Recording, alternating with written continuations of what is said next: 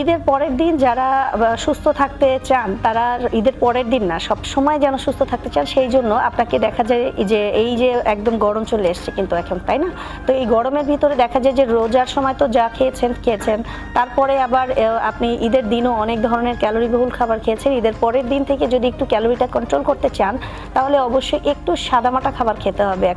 এখন যে অনেক বেশি গরুর মাংস খেয়ে, এটা হয়তো কুরবানিতে খেয়েছেন কিন্তু এখন না, একসাথে গরু, একসাথে মুরগি, খাসি সব একসাথে না খেয়ে যে কোনো একটা প্রোটিন আপাতত নেন।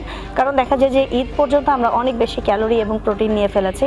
শরীরটাকে সুস্থ রাখতে হলে একসাথে অনেক খাবার না, এবং আপনি একটু রেস্টেরও প্রয়োজন আছে। দেখা যায় যে সারা রাত আমরা হয়তো অনেক হই হুল্লোড় করলাম, তারপরের দিনও কিন্তু তাই করার চেষ্টা করি, সেক্ষেত্রে আমাদের শরীর অনেক ভেঙে পড়ে এবং পরবর্তীতে আমাদের এগুলো 7-8 দিন ধরে এই দুর্বলতা কিন্তু কাটাতে সময় লেগে যায়।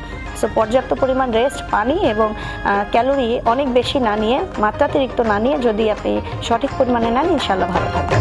ধন্যবাদ।